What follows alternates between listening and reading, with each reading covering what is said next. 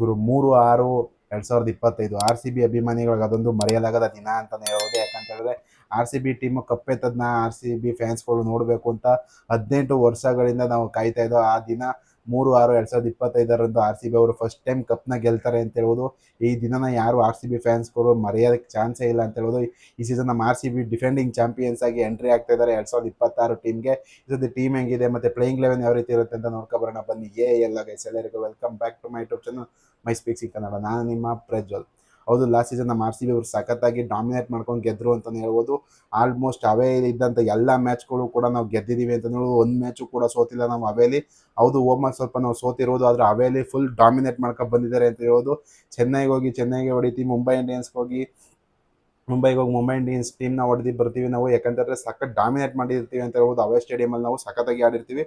ಈಗ playing eleven ಹಾಕ್ತೀವಿ ನೋಡಿ, ಇಲ್ಲಿ ವಿರಾಟ್ ಹಾಗೂ ಫಿಲ್ಸಾಲ್ಟ್ ಅವರು ಓಪನ್ ಮಾಡ್ತಾರೆ ಅಂತ ಹೇಳ್ಬೋದು ವಿತೌಟ್ ಎನಿ ಡೌಟು. ಇಲ್ಲಿ ಫಿಲ್ಸಾಲ್ಟ್ ಅವರು T20 ವರ್ಲ್ಡ್ ಕಪ್ ಅಲ್ಲಿ ಅಷ್ಟೊಂದು ಫಾರ್ಮಲ್ಲಿ ಇರಲಿಲ್ಲ, ಆದರೂ ಕೂಡ ಪರವಾಗಿಲ್ಲ. ಫಸ್ಟ್ ಪ್ಲೇಯಿಂಗ್ ಲೆವೆನಲ್ಲಿ ಫಿಲ್ಸಾಲ್ಟ್ ಅವರು ಇದ್ದೇ ಇರ್ತಾರೆ. ಯಾಕಂದರೆ ಸಖತ್ ಅಗ್ರೆಸಿವ್ ಇಂಟೆಂಟ್ ಇರುವಂಥ ಪ್ಲೇಯರು ಫಿಲ್ಸಾಲ್ಟ್ ಅವರು.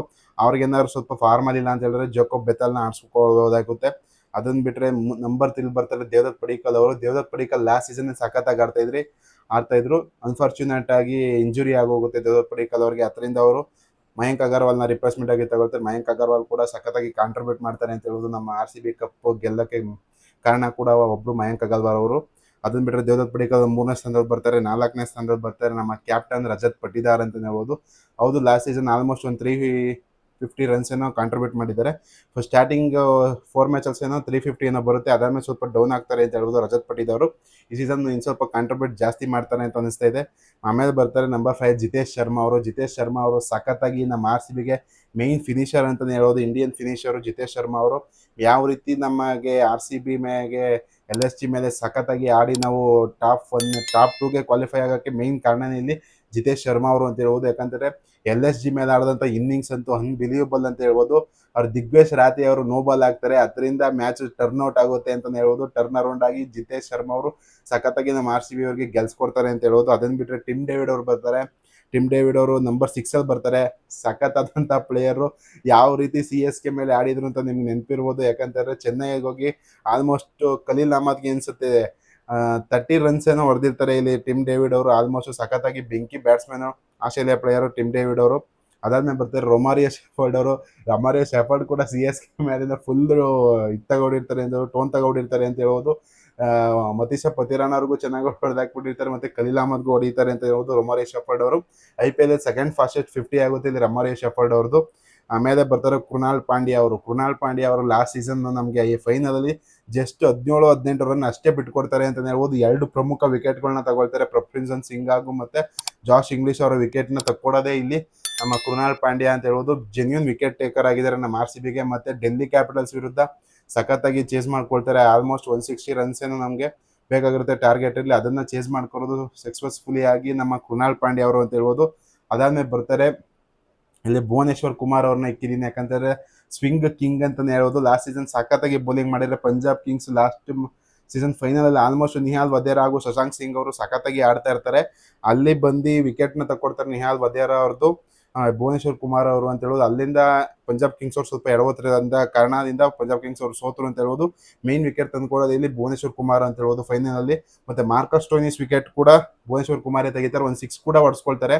ಸೆಕೆಂಡ್ ಬಾಲಲ್ಲಿ ಅಲ್ಲಿ ಎಸ್ ದಯಾಳ್ ಅವರು ಕ್ಯಾಚ್ ಇಟ್ಕೊಳ್ತಾರೆ ಅಂತ ಹೇಳೋದು. ಅಲ್ಲಿಂದ ಭುವನೇಶ್ವರ್ ಕುಮಾರ್ ಸಖತ್ತಾಗಿ ಕಮ್ ಬ್ಯಾಕ್ ಮಾಡ್ಕೊಳ್ತಾರೆ ಅಂತ ಹೇಳೋದು. ಅಲ್ಲಿಂದ ಜಾಶ್ ಹೇಜಲ್ವುಡ್ ಅವರು ಶಶಾಂಕ್ ಸಿಂಗ್ ಅವ್ರ ಕೈಲಿ ಲಾಸ್ಟ್ ಓವರ್ 30 ರನ್ಸ್ ಏನೋ ಇರುತ್ತೆ, ಅದನ್ನ ಡಿಫೆಂಡ್ ಮಾಡ್ಕೊಳ್ತಾರೆ ಜಾಶ್ ಹೇಜಲ್ವುಡ್ ಅವರು. ಅಲ್ಲಿಂದ ಭುವನೇಶ್ವರ್ ಕುಮಾರ್ ಸಖತ್ತಾಗಿ ಕಮ್ ಬ್ಯಾಕ್ ಮಾಡಿಸ್ತಾರೆ ಅಂತ ಹೇಳೋದು. ಮೇನ್ ವಿಕೆಟ್ನ ತಗೊಳ್ತಾರೆ ಭುವನೇಶ್ವರ್ ಕುಮಾರ್ ಅವರು. ಸಖತ್ ಎಕ್ಸ್ಪೀರಿಯನ್ಸ್ ಇದೆ ಅಂತ ಹೇಳ್ಬೋದು. ಭುವನೇಶ್ವರ್ ಕುಮಾರ್ ಅವ್ರಿಗೆ ಎಕ್ಸ್ಪೀರಿಯನ್ಸ್ ಅಪಾರವಾಗಿದೆ ಅಂತ ಹೇಳ್ಬೋದು. ಇಲ್ಲಿ ಎಸ್ ದಯಾಳ್ ಅವ್ರದ್ದು ಸ್ವಲ್ಪ ಡೌಟ್ ಅಲ್ಲಿ ಇದೆ ಅಂತ ಹೇಳ್ಬೋದು. ಯಾಕಂತಂದ್ರೆ ಅವರು ಲಾಸ್ಟ್ ಸೀಸನ್ ಆಡಿರೋದೇ ಲಾಸ್ಟ್ ನಮ್ಮ RCBಗೆ ಯಾವುದೇ ಒಂದು ಕಾಂಪಿಟೇಟಿವ್ ಕ್ರಿಕೆಟ್ ಕೂಡ ಎಸ್ ದಯಾಳ್ ಅವ್ರು ಆಡ್ತಾ ಇಲ್ಲ. ಅವ್ರೇನಾದ್ರು ಇಲ್ದಾರೆ ಇಲ್ಲಿ ಮಂಗೇಶ್ ಯಾದವ್ ಅನ್ನೋರು MP ಮಧ್ಯಪ್ರದೇಶ್ ಪ್ಲೇಯರ್ನ ಸಖತ್ತಾಗಿದ್ದಾರೆ. ಇವರು ಬ್ಯಾಟಿಂಗು ಮಾಡ್ತಾರೆ, ಬೌಲಿಂಗು ಮಾಡ್ತಾರೆ. Same as Dayal kind of bowler ಇಲ್ಲಿ ಮಂಗೇಶ್ ಯಾದವ್ ಅವರು ಸಖತ್ತಾಗಿ ಆಡ್ತಾರೆ ಅಂತ ಹೇಳೋದು. ಅವ್ರನ್ನ ಹಾಕೊಂಡಿರ್ತೀನಿ. ಯಾಕಂತಂದ್ರೆ ಸಖತ್ತಾಗಿ ಬೌಲಿಂಗು ಮಾಡ್ತಾರೆ, ಬ್ಯಾಟಿಂಗ್ ಆಡ್ತಾರೆ. ಬ್ಯಾಟಿಂಗ್ ಡೆಪ್ತ್ ಕೂಡ ಇನ್ಕ್ರೀಸ್ ಆಗುತ್ತೆ ನಮ್ಮ RCB ಟೀಮ್ಗೆ. ಇನ್ನ ಬ್ಯಾಟಿಂಗ್ ಬಲ ಜಾಸ್ತಿ ಆಗುತ್ತೆ ಅಂತ ಹೇಳೋದು. ಹಾಗಾಗಿ ನಾನು ಮಂಗೇಶ್ ಯಾದವ್ನ ಹಾಕೊಳ್ತೀನಿ. ಜಾಶ್ ಹೇಜಲ್ವುಡ್ ಫ್ಯೂ ಮ್ಯಾಚ್ ಅವರು ಮಿಸ್ ಆಗ್ತಾ ಇರೋ ಕಾರಣದಿಂದ ಜೇಕಬ್ ಡಫಿನ ಆಡಿಸ್ತೀನಿ. ಜೇಕಬ್ ಡಫಿ ಸ್ವಲ್ಪ ಎಕ್ಸ್ಪೆನ್ಸಿವ್ ಆದ್ರು ಅಂದ್ರೆ ನುವಾನ್ ತುಸಾರನ ಆಡಿಸ್ಕೊಳ್ಬೋದು. ಅವ್ರಿಗೂ ಸಖತ್ತಾಗಿ ಇರುವಂಥ ಸ್ಲಿಂಗಿ ಆಕ್ಷನ್ ಇದೆ ನುವಾನ್ ತುಸಾರ ಅವ್ರಿಗೆ. ಹಾಗಾಗಿ ಜೇಕಬ್ ಡಫಿ ಇಲ್ದರ್ ನುವಾನ್ ತುಷಾರ ಅವ್ರನ್ನ ಆಡ್ಸಿದ್ದೀನಿ. First playing eleven may be Jacob ಡಫಿನೇ ಆಡಿಸ್ತಾರೆ ಅಂತ ಅನಿಸ್ತಿದೆ. ಯಾಕಂತ ಹೇಳಿದ್ರೆ T20 ನಂಬರ್ 1 ಬೌಲರ್ ಆಗಿದ್ದಂಥವ್ರು ಇಲ್ಲಿ ಜೇಕಬ್ ಡಫಿ ಅವರು ಸಖತ್ತಾಗಿ ಬೌಲಿಂಗ್ ಮಾಡಿದ್ರು ನ್ಯೂಜಿಲೆಂಡ್ಗೆ. ಆದರೆ T20 ವರ್ಲ್ಡ್ ಕಪ್ ಅಲ್ಲಿ ಸ್ವಲ್ಪ ಎಕ್ಸ್ಪೆನ್ಸಿವ್ ಆದರೂ ಕೂಡ ಅವ್ರ ಮೇಲೆ ಭರವಸೆನೇ ಇಡ್ಬೋದು ಅಂತ ಹೇಳ್ಬೋದು. ಯಾಕಂತಂದ್ರೆ 2024 ವರ್ಲ್ಡ್ ಕಪ್ ಆದ್ಮೇಲೆ ಹೈಯೆಸ್ಟ್ ವಿಕೆಟ್ ತೆಗೆದಿರೋದು ಕೂಡ ಜೇಕಬ್ ಡಫಿನೂ ಬರ್ತಾರೆ ಆ ಲಿಸ್ಟಲ್ಲಿ ಅಂತಲೇ ಹೇಳ್ಬೋದು. ಅದಾದ್ಮೇಲೆ ಬರ್ತಾರೆ ಇಂಪ್ಯಾಕ್ಟ್ ಪ್ಲೇಯರ್ ಲಿಸ್ಟು ಕೂಡ ಸಖತ್ತಾಗಿದೆ ಅಂತ ಹೇಳೋದು ನಮ್ಮ RCB ಟೀಮ್ದು. ಯಾಕಂತ ಹೇಳಿದ್ರೆ ನೋಡಿ ಯಾರ್ಯಾರು ಬರ್ತಾರೆ ಅಂತ ಹೇಳಿದ್ರೆ ಶ್ರೇಯಸ್ ಶರ್ಮಾ ಅವ್ರು ಬರ್ತಾರೆ, ವೆಂಕಟೇಶ್ ಅಯ್ಯರ್ ಬರ್ತಾರೆ, ಆಮೇಲೆ ವಿಕ್ಕಿ ಓಸ್ಟ್ವಾಲ್ ಅನ್ನೋರು ತಗೊಂಡಿದ್ರೆ ಅವರು ಸಖತ್ತಾಗಿ ಬೌಲಿಂಗ್ ಮಾಡ್ತಾರೆ. ಮತ್ತು Kanishk Chauhan under nineteen world cup ಗೆದ್ದಂಥ ಪ್ಲೇಯರು ಕನಿಷ್ಕ್ ಚೌಹಾನ್ ಅವರು ಬರ್ತಾರೆ. ಮತ್ತು ರಸಿಕ್ ಸಲಾಮ್ ದಾರ್ ಅವರು ಬರ್ತಾರೆ, ಮತ್ತು ಅಭಿನಂದನ್ ಸಿಂಗ್ ಅವರು ಬರ್ತಾರೆ ಅಂತ ಅನಿಸ್ತಾ ಇದೆ. ಯಾಕಂತಂದರೆ ಇಷ್ಟು ಜನದಲ್ಲಿ ಯಾರನ್ನು ತೊಗೊಳ್ಳಲ್ಲ. ಮೇ ಬಿ ಶ್ರೇಯಸ್ ಶರ್ಮಾನ ಆಡಿಸ್ತಾರೆ, ಇಲ್ಲದೆ ಹೋದರೆ ವೆಂಕಟೇಶ್ ಅಯ್ಯರ್ನ ಆಡಿಸ್ಕೊಳ್ತಾರೆ ಅಂತ ಅನಿಸ್ತಾ ಇದೆ. ಇಲ್ಲಿ ವೆಂಕಟೇಶ್ ಅಯ್ಯರ್ಗೆ ಸ್ವಲ್ಪ ಜಾಗ ಸಿಗೋದು ಡೌಟು. ಯಾಕಂತ ಹೇಳಿದ್ರೆ ಅಲ್ಲಿ ದೇವದತ್ ಪಡಿಕ್ಕಲ್ ಸಖತ್ತಾಗಿ ಪರ್ಫಾರ್ಮೆನ್ಸ್ ಕೊಡ್ತಾ ಬಂದಿದ್ದಾರೆ. ಯಾಕಂತ ಹೇಳಿದ್ರೆ ಲಾಸ್ಟ್ ಸೀಸನ್ ಕೂಡ ಸಖತ್ತಾಗಿ ಆಡಿದ್ರು ನಮ್ಮ RCBಗೆ. ಮತ್ತು ಇಲ್ಲಿ ಕರ್ನಾಟಕ ಟೀಮ್ಗೂ ಸಖತ್ತಾಗಿ ಲೀಡ್ ಮಾಡಿ ಪ್ಲಸ್ ರನ್ಸ್ ಕೂಡ ಕಾಂಟ್ರಿಬ್ಯೂಟ್ ಮಾಡಿರೋ ಕಾರಣದಿಂದ ದೇವದತ್ ಪಡಿಕ್ಕಲ್ನ ಅಷ್ಟು ಸುಲಭವಾಗಿ ಕುಣಿಸೋಕೆ ಚಾನ್ಸೇ ಇಲ್ಲ. ಅದನ್ನ ಬಿಟ್ಟರೆ ಇಲ್ಲಿ ನುವಾನ್ ತುಷಾರ್ ಅವ್ರಿಗೂ ಚಾನ್ಸ್ ಸಿಗೋ ಸಾಧ್ಯತೆ ಇದೆ. ಯಾಕಂತ ಹೇಳಿದ್ರೆ ಇಲ್ಲಿ ಜೋಸ್ ಹೇಜಲ್ವುಡ್ ಅವ್ರಿಗೆ ಇಂಜುರಿ ಆಗಿರೋ ಕಾರಣದಿಂದ ಇಲ್ಲಿ ಜೇಕಬ್ ಡಫಿ ಅವರು ಸ್ವಲ್ಪ ಎಕ್ಸ್ಪೆನ್ಸಿವ್ ಆದ್ರು ಅಂದ್ರೆ ನೀವು ಇಲ್ಲಿ ನುವಾನ್ ತುಷಾರ್ ಅವ್ರಿಗೆ ಆಡ್ಸಿದ್ರೆ ಒಳ್ಳೇದು. ಯಾಕಂತ ಹೇಳಿದ್ರೆ ಲಾಸ್ಟ್ ಸೀಸನ್ ಚೆನ್ನಾಗೇ ಬೌಲಿಂಗ್ ಮಾಡ್ತಾರೆ, ಎಲ್ಲರೂ ಹೊಡ್ಸ್ಕೊಳ್ತಾ ಇರ್ಬೇಕಾದ್ರೆ ಆಲ್ಮೋಸ್ಟ್ ಒಂದು 28 ರನ್ಸ್ ಏನೋ ಕೊಡ್ತಾರೆ ಅಷ್ಟೇ ನುವಾನ್ ತುಷಾರ್ ಅವರು. ಒಳ್ಳೆ ಸ್ಲಿಂಗಿ ಆಕ್ಷನ್ ಇದೆ ಇಲ್ಲಿ ನುವಾನ್ ತುಷಾರ್ ಅವರಿಗೆ. ಅದನ್ನ ಬಿಟ್ಟರೆ ರಸಿಕ್ ಸಲಾಮ್ ದಾರ್ ಅವರು ಕೂಡ ಚೆನ್ನಾಗಿ ಬೌಲಿಂಗ್ ಮಾಡಿದರೆ. MIL ಇದ್ರು ಚೆನ್ನಾಗಿ ರೋಹಿತ್ ಶರ್ಮಾ ಅವ್ರಿಗೆ ನೆಟ್ಟಲ್ಲಿ ಆಟ ಆಡಿಸಿದಂಥ ಪ್ಲೇಯರು ಇಲ್ಲಿ. ಹೌದು ಲಾಸ್ಟ್ ಸೀಸನ್ ಒಂದು 2 ಮ್ಯಾಚ್ ಅವಕಾಶ ಸಿಕ್ತು, ಆದರೆ ಅಷ್ಟೊಂದೇನು ಪ್ರೂವ್ ಮಾಡ್ಕೊಳಕ್ಕಾಗಲಿಲ್ಲ. ಬಟ್ ಚೆನ್ನಾಗಿ ಆಡೋವಂಥ ಪ್ಲೇಯರು ಇಲ್ಲಿ ರಸಿಕ್ ಸಲಾಮ್ ದಾರ್ ಅವರು ಅಂತ ಹೇಳ್ಬೋದು. ಹಾಗಾಗಿ ನಮ್ಮ RCB ಬ್ಯಾಟಿಂಗು ಚೆನ್ನಾಗಿದೆ, ಬೌಲಿಂಗು ಚೆನ್ನಾಗಿದೆ. ಮೊದಲೇ ಡಿಫೆಂಡಿಂಗ್ ಚಾಂಪಿಯನ್ಸ್ ಎಲ್ಲ ಕೇಳಬೇಕಾಗುತ್ತೆ ನೀವು. ಸಖತ್ತಾದಂಥ ಟೀಮ್ನ ಕಟ್ಟಿದ್ದಾರೆ ಅಂತ ಹೇಳ್ಬೋದು. ಇನ್ನು ಇಲ್ಲಿ ನಮಗೆ ಇಂಜುರಿ ಸಮಸ್ಯೆನ ಸ್ವಲ್ಪ ಕಾಡ್ತಾ ಇದೆ ಅಂತ ಹೇಳ್ಬೋದು. ಜಾಸ್ ಹೇಜಲ್ವುಡ್ ಅವರು ಒಂದು ಬಂದ್ಬಿಟ್ರೆ ನಮಗೆ ಸಖತ್ ಪರ್ಫೆಕ್ಟ್ ಟೀಮ್ ಆಗುತ್ತೆ ಅಂತ ಹೇಳ್ಬೋದು ನಮ್ಮ RCB ಅವ್ರದ್ದು. ಯಾಕಂತಂದ್ರೆ ನಿಮ್ಗೆ ಗೊತ್ತೇ ಇದೆ RCB ಟೀಮ್ ಯಾವ ರೀತಿ ಆಡ್ತಾರೆ ಅಂತ. ಹಾಗಾಗಿ ನಮ್ಮ RCB ಅವ್ರಿಗೆ ಈ ಸಖತ್ ಹೆಲ್ಪ್ಫುಲ್ ಆಗುತ್ತೆ ಅಂತಲೇ ಹೇಳ್ಬೋದು. ನಮಗೆ ಜಾಸ್ ಹೇಜಲ್ವುಡ್ ಏನಾದ್ರು ಬೇಗ ಪ್ಲೇಯಿಂಗ್ ಲೆವೆನ್ಗೆ ಅಡ್ಜಸ್ಟ್ ಆಗಿಬಿಟ್ಟು ಬಂದರೆ ಅಂತ ಹೇಳ್ಬೋದು. ಹಾಗೆ ಈಗ ಈ ಸೀಸನ್ ಕೂಡ ನಾವು ಬ್ಯಾಕ್ ಟು ಬ್ಯಾಕ್ ಟ್ರೋಫಿನ ಗೆಲ್ಲುವಂಥ ಅವಕಾಶ ಇದೆ ಅಂತ ಹೇಳ್ಬೋದು ನಮ್ಮ RCB ಟೀಮ್ಗೆ. ಯಾಕೆಂತಂದರೆ ಟೀಮ್ ಕೂಡ ಹಂಗೆ ಸಾಲಿಡ್ ಆಗಿ ಕಾಣ್ತಿದೆ ಅಂತ ಹೇಳ್ಬೋದು. ವಿರಾಟ್ ಕೊಹ್ಲಿಯಿಂದ ಹೇಳೋದು ಆಲ್ಮೋಸ್ಟ್ ಮಂಗೇಶ್ ಯಾದವ್ ವರ್ಗು ಕೂಡ ಇಲ್ಲಿ ಬ್ಯಾಟಿಂಗ್ ಡೆಪ್ತ್ ಕೂಡ ಇದೆ, ಮತ್ತು ಸಖತ್ತಾಗಿ ಫಿನಿಶ್ ಮಾಡಿಕೊಡುವಂಥ ಪ್ಲೇಯರ್ ಕೂಡ ಇದ್ದಾರೆ ಅಂತಲೇ ಹೇಳ್ಬೋದು. ಹಾಗಾಗಿ ಸಖತ್ ಹೆಲ್ಪ್ಫುಲ್ ಆಗುತ್ತೆ ನಮಗೆ ಇಲ್ಲಿ.